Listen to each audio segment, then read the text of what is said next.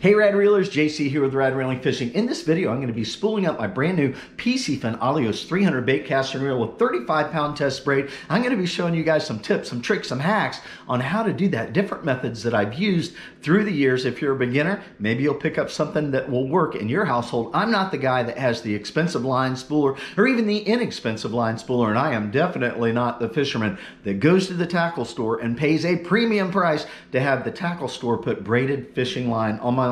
No, I'm the guy that buys a 500-yard spool of reasonably priced braided fishing line for $15, and I put it on my reel myself, and I have left over because it's a 500-yard spool, you guys.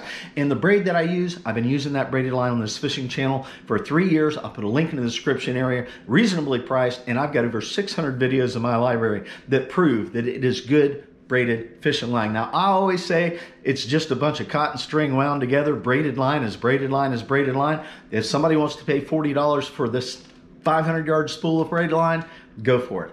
I'm the guy that spends $15 and I still catch fish and it performs excellent. So this video is not about selling braided line, but there's a link in the description area. So let's get to this video, you guys, right after this.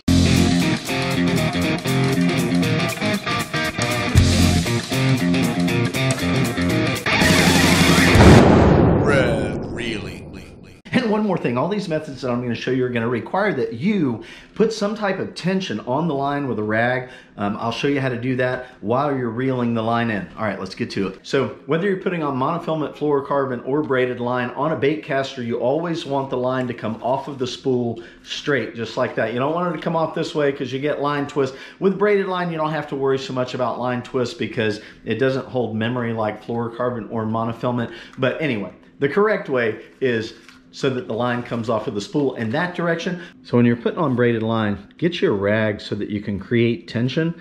And I like to take the line and just wrap it around the rag completely, like that. And that'll create some awesome tension on that braided line. And the key to putting on braided line and to have it go on nice and even is to not get in too much of a hurry. Just take it nice and easy. All right, guys, this first method, maybe you got an old chair like this. I've used this method several times. Take your line, swing that fishing line right through the dowel so it's on this side. Place your line on that side, attach it to your reel, and there you go. You can spool that reel up no problem at all. First thing I want to do is thread our fishing line through the first eye on the rod that's closest to the fishing reel. So thread that through, get our reel, bring our reel up here. Piscifun reel, you can see there on the spool, it's got a little place where I can wrap the line around. This is always the way that I attach a line to my reel.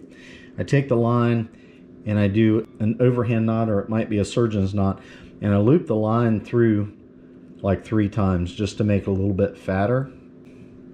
Pull that tight. Now I'm going to cut the tag end off. I'm going to leave about 1/4 to a 1/2 of an inch from the knot. Next thing we're going to do, we're just going to tie a slip knot. Just a basic slip knot, nothing fancy here. This is the way I always attach my fishing line to my reel, because you can, that slip knot, it slides on and it slides off. It's not a, this is a good knot. You can put it on and you can get it off. If you tie a knot different than this, you can't slide it off. Next thing I have to do is thread the line through the little line guide. So we get that through there. Now I just get my line over that peg, press it down with my thumb so that it falls down in behind the peg. Just keep pressure. It just fell in behind. Now I'm just going to take and I'm going to pull that slip knot so it tightens up, keeping my thumb over that peg, and there it is. It is attached to that little peg. So here's the reason I left that tag end long like that. When I get ready to take the line off, all I have to do is grab that tag end and give it a pull, and it'll come right off of there. So, all right, guys, just take your spool, put it down on a hard floor.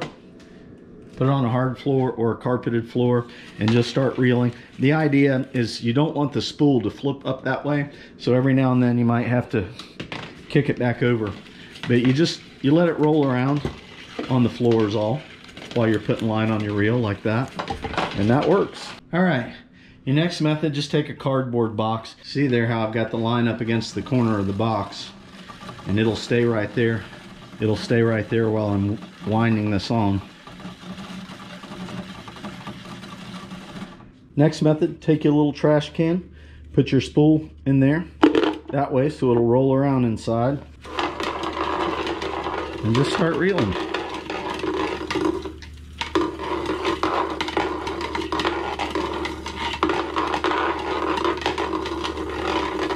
Nice.